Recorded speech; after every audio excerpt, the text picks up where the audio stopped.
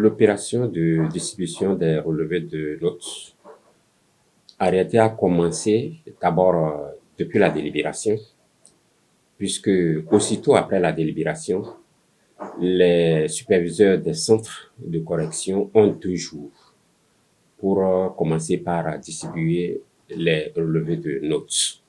Donc, après cette distribution de 2 jours au niveau des centres de correction, nous savons bien que tous les candidats ne peuvent pas se déplacer pour aller recevoir ces pièces. Donc, nous essayons de prolonger pour ce qui concerne les départements de l'Atlantique et du littoral. Nous organisons ça au niveau de l'Office du baccalauréat pendant 1 semaine. Alors, pour ce faire, pour ce bac session de 2024, nous avons commencé cette distribution depuis le mercredi 24 et ça va se terminer le mercredi 31. Donc, pratiquement, ça fait 1 semaine pour ces 2 départements-là. Mais pour les autres départements, la distribution, n'est-ce pas, a commencé aussi depuis le mercredi et elle est toujours en cours. Donc, ça veut dire que ceux qui sont dans les départements en dehors de l'Atlantique et du littoral peuvent déjà, n'est-ce pas, aller chercher leur relevé au niveau de leur département. Alors, pour ce qui concerne l'Atlantique et le littoral, après la semaine d'organisation de cette distribution par l'Office du baccalauréat, nous reversons le reste au niveau des directions départementales et les candidats pourront aussi aller chercher ces pièces exactement comme les autres départements. Le relevé de notes est une pièce très importante aussi bien pour les candidats qui sont reçus que pour ceux qui ont échoué. Alors, pour ceux qui sont reçus, c'est d'abord la première preuve qu'ils ont, n'est-ce pas, de la détention de ce diplôme-là. Et c'est la pièce qui leur permet d'entreprendre déjà les courses par rapport à leur inscription dans leurs différentes écoles ou instituts de formation. Donc, c'est une pièce très capitale pour eux et c'est pour cela que le directeur général, n'est-ce pas, nous a demandé rapidement de la leur servir pour qu'ils puissent effectivement aller s'inscrire. La même chose pour les candidats, n'est-ce pas, chez qui le bac n'a pas marché, parce que ils voudront aussi passer l'année à venir ou les années à venir le baccalauréat. Et c'est la pièce maîtresse dans la constitution des dossiers pour eux.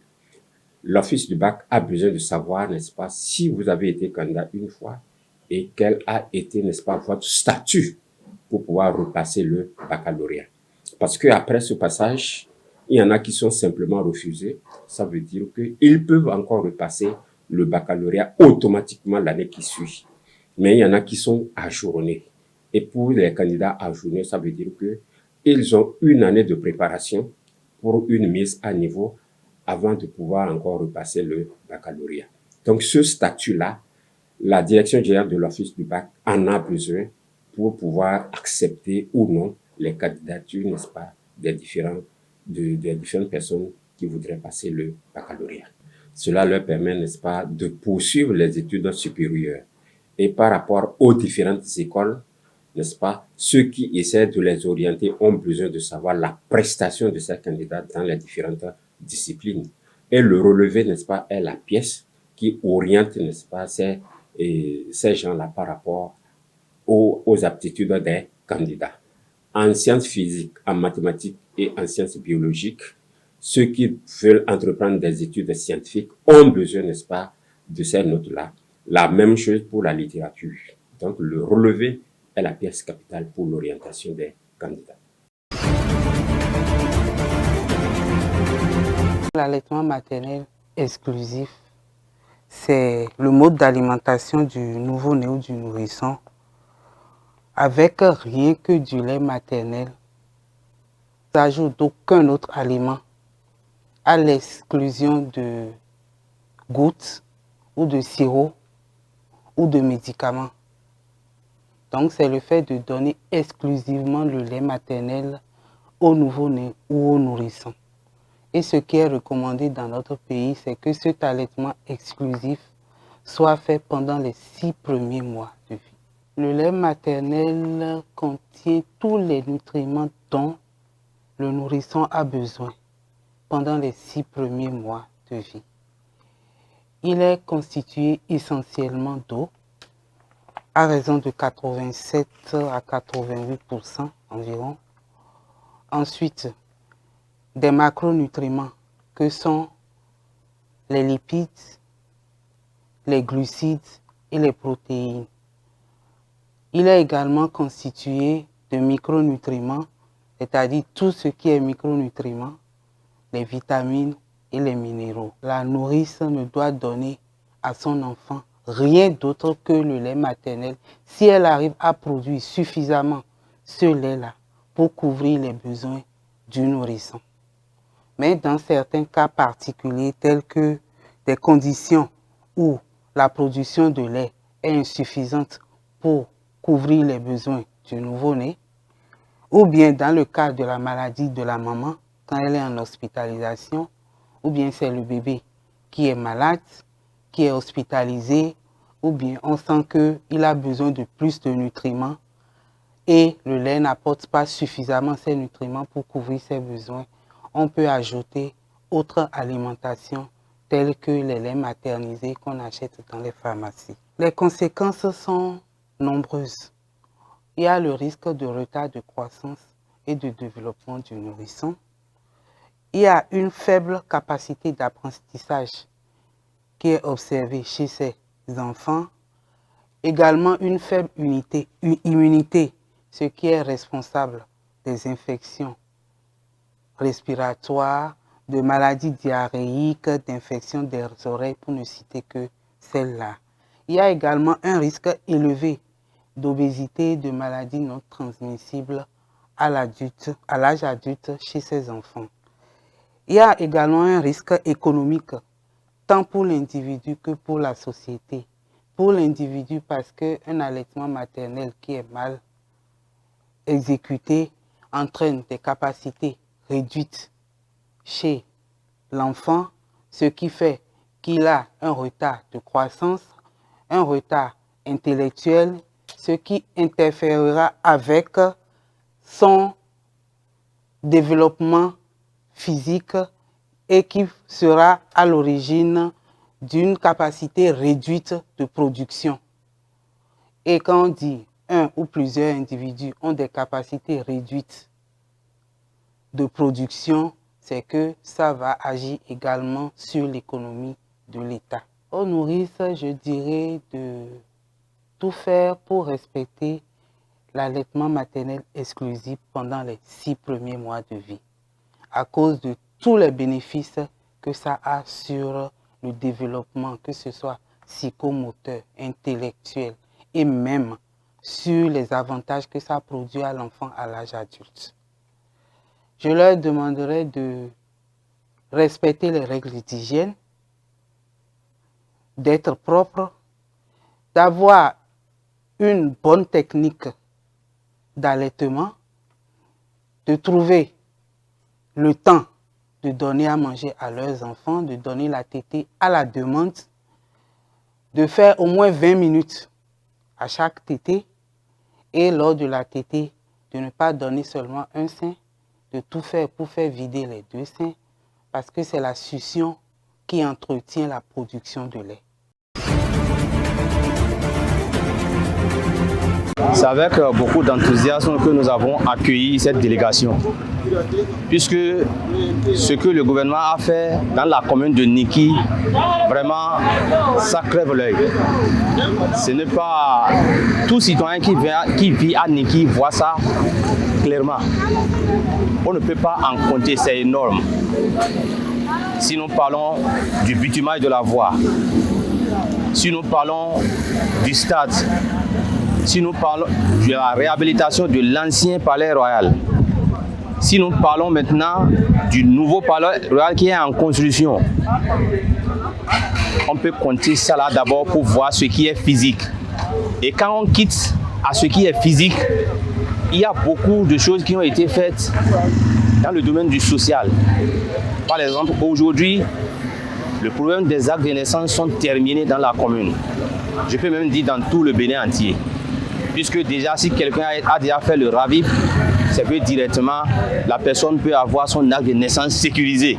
l'acte de naissance qui ne se perdra pas, qui ne peut pas être brûlé, que les intempéries ne vont pas gâter. Et on sait que l'acte de naissance, c'est la source même de l'identification de toute personne. C'est pourquoi il peut dire que ce qu'il a fait, c'est énorme. Quand nous allons parler au niveau de l'enseignement, il a fait aussi beaucoup de choses. Aujourd'hui, chaque classe avec son enseignant.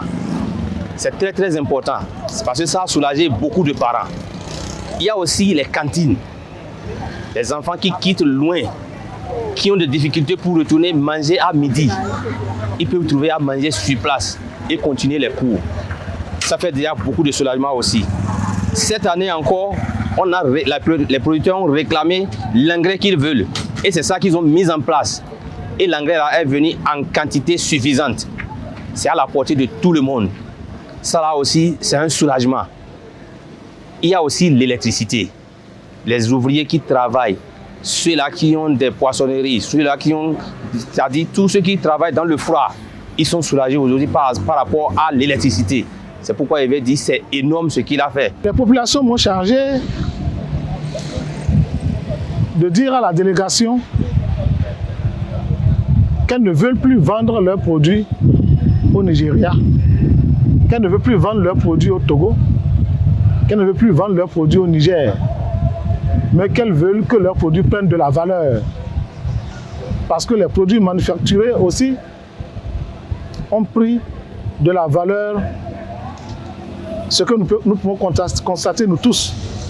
Puisque c'est le maïs qu'ils vendent pour acheter de la tomate,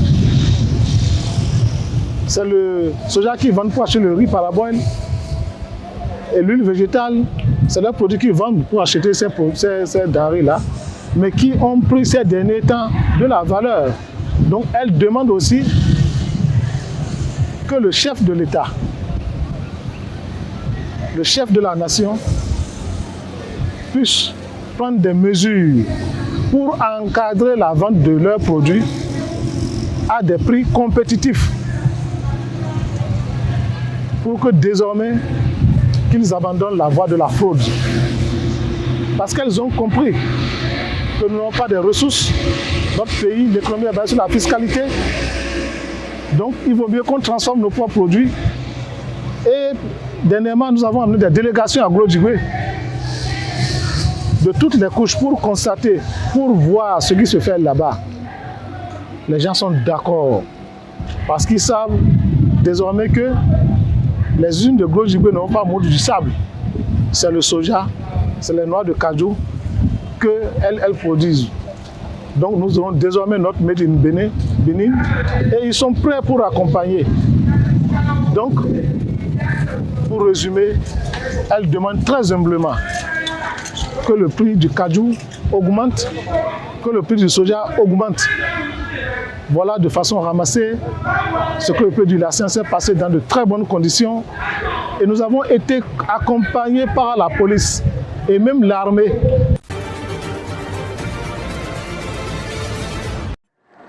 Autoriser la libre circulation de la monnaie nationale, c'est la réforme majeure de la Banque centrale éthiopienne, visant à garantir plus de 10 milliards de dollars de financement et d'allègement de la dette qu'elle négocie avec le Fonds monétaire international. La Banque centrale de l'Éthiopie a annoncé ce lundi une réforme de son régime de change, autorisant les banques commerciales à fixer librement le taux de change de la monnaie nationale. La directive publiée sur Internet autorise les banques à acheter et vendre des devises étrangères à des taux librement négociés. Avec cette mesure, la banque espère obtenir le soutien du Fonds monétaire international et progresser dans la restructuration de la dette longtemps retardée. Depuis l'annonce de la réforme, la monnaie nationale, le birr, a chuté de 23% face au dollar. À la suite de l'effondrement de la monnaie éthiopienne, le conseil d'administration du FMI a prévu de discuter d'un nouveau plan de sauvetage destiné au pays cette semaine.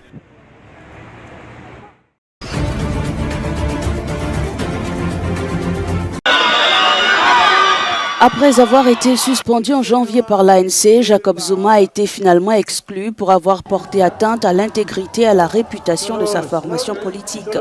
La commission disciplinaire de l'ANC lui reproche son soutien à Umkhonto we Sizwe. Nous ne comprenons pas pourquoi vous avez rejoint un autre parti, puis vous défendez maintenant votre position alors que vous avez consciemment quitté l'ANC. Vous avez porté atteinte à l'intégrité de l'ANC. Vous avez tout fait pour nous faire descendre sous la barre des 50% et nous nous trouvons actuellement dans cette situation difficile. Toutes ces actions ont eu des conséquences. Nous devons maintenant faire face aux répercussions des décisions et des actions de Jacob Zuma. Entré en 1959 avec la section jeunesse, Jacob Zuma a été président de l'ANC pendant 10 ans avant d'être contraint de quitter ses fonctions en 2018 suite à plusieurs scandales de corruption. Peu importe le rang occupé, toute infraction aux règles et à la Constitution engage notre responsabilité à maintenir la discipline au sein du parti. Toute personne fautive sera soumise à la procédure disciplinaire de l'ANC. Nous n'aurions jamais imaginé devoir faire face à une telle situation où notre ancien président se retrouve soumis à une commission de discipline. Le parti MK s'est dit choqué de l'expulsion de Jacob Zuma. Pour sa part, ce dernier se dit toujours membre du vrai ANC. Il a 21 jours pour faire appel de la décision de la commission disciplinaire.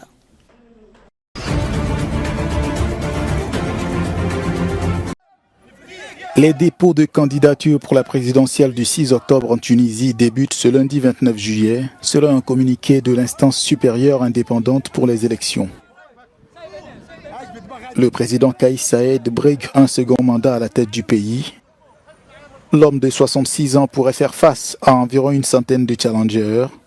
Selon Radio France Internationale, au moins 97 candidats s'étaient déjà déclarés avant même l'ouverture officielle des inscriptions.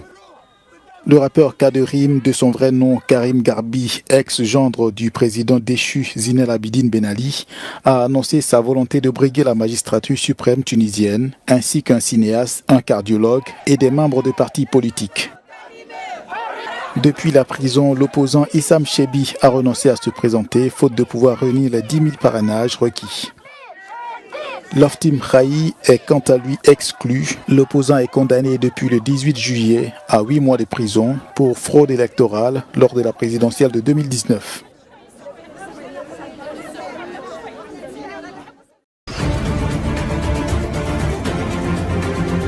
Bienvenue.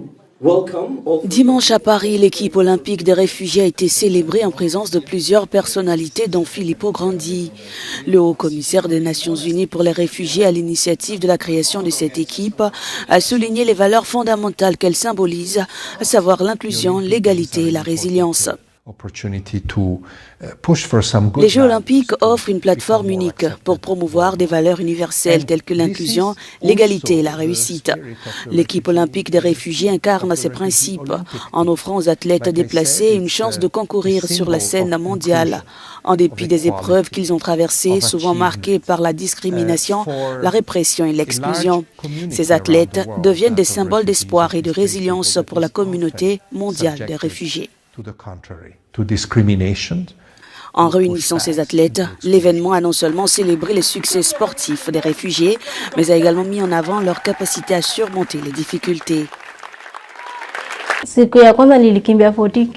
La première fois que j'ai parcouru 14 kilomètres. Mon corps l'a accepté et je me suis dit que si je continuais à courir, cela allait changer ma vie. C'est alors que j'ai commencé à m'entraîner et j'aime maintenant l'athlétisme. Créée en 2016 lors des Jeux olympiques de Rio, l'équipe des réfugiés est une initiative du Comité international olympique et du HCR. Cette année, l'équipe olympique et paralympique compte 37 athlètes concourant dans 12 sports différents.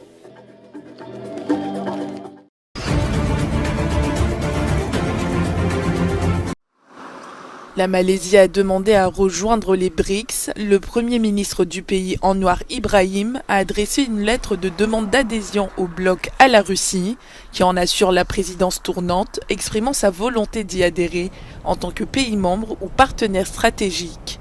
Selon le bureau du Premier ministre, ce souhait de rejoindre l'organisation des BRICS a été l'essence même des discussions avec le ministre russe des Affaires étrangères lors d'une rencontre avec Anwar Ibrahim dans le cadre d'une visite de travail de 2 jours. Outre la candidature de la Malaisie aux BRICS, divers aspects de la coopération bilatérale ont également été abordés, notamment l'investissement et le commerce, la science et la technologie, l'agriculture, la défense et l'armée, l'éducation, le tourisme et la culture, a ajouté le Premier ministre. Pour le gouvernement de la Malaisie, cette adhésion potentielle serait prometteuse pour les deux nations et soulignerait leur engagement à promouvoir une collaboration internationale solide.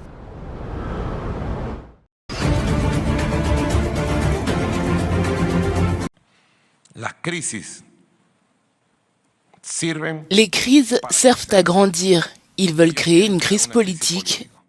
Ils n'ont pas pu et ne pourront pas. Mais nous apprendrons des circonstances actuelles. Tels ont été les premiers mots que le président sortant du Venezuela, Nicolás Maduro, a prononcés devant la nation lundi, après que des manifestations ont éclaté dans tout le pays à la suite de l'élection contestée. Nicolás Maduro a été officiellement proclamé lundi président du Venezuela par le Conseil national électoral, alors que l'opposition a également revendiqué la victoire. Le CNE, fidèle au parti au pouvoir, a déclaré que M. Maduro avait obtenu 51% des voix et M. González 44%.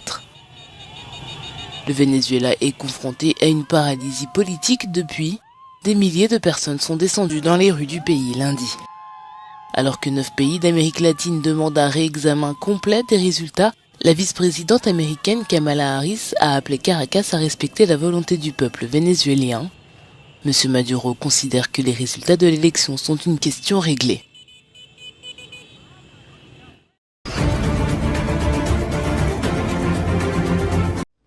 Israël a décrit la frappe de samedi comme étant la pire qui ait touché des civils sur son sol depuis octobre. L'État hébreu affirme avoir les preuves que le Hezbollah était à l'origine de l'attaque à la roquette. Le Hezbollah, mandataire de l'Iran dans la région, ne sera pas exonéré pour cet événement, même avec ces dénégations absurdes. Ils ont tiré, ils en porteront le prix et ils paieront un lourd tribut pour leurs actions.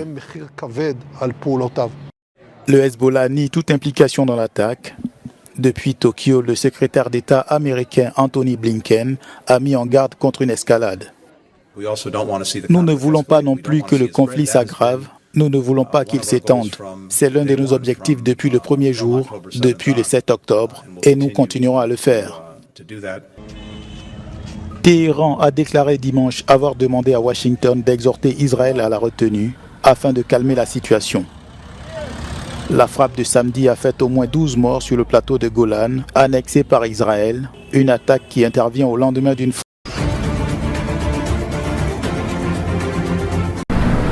Lotas, cette petite poupée cérémonielle recherchée depuis des années, serait parmi les objets exposés dans l'une des salles, désormais interdites d'accès au public, au Musée américain d'histoire naturelle de New York. Lotas, la poupée, est un esprit vivant, un esprit qui a vraiment besoin d'être soigné, respecté et de faire l'objet d'une danse annuelle. Au Musée américain d'histoire naturelle, il est inapproprié que la poupée soit exposée, en raison d'abord de sa nature cérémonielle et sacrée.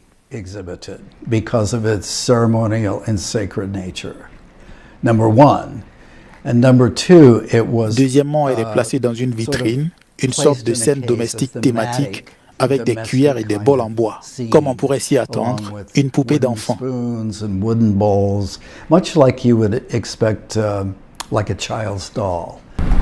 Cette poupée sacrée appartenait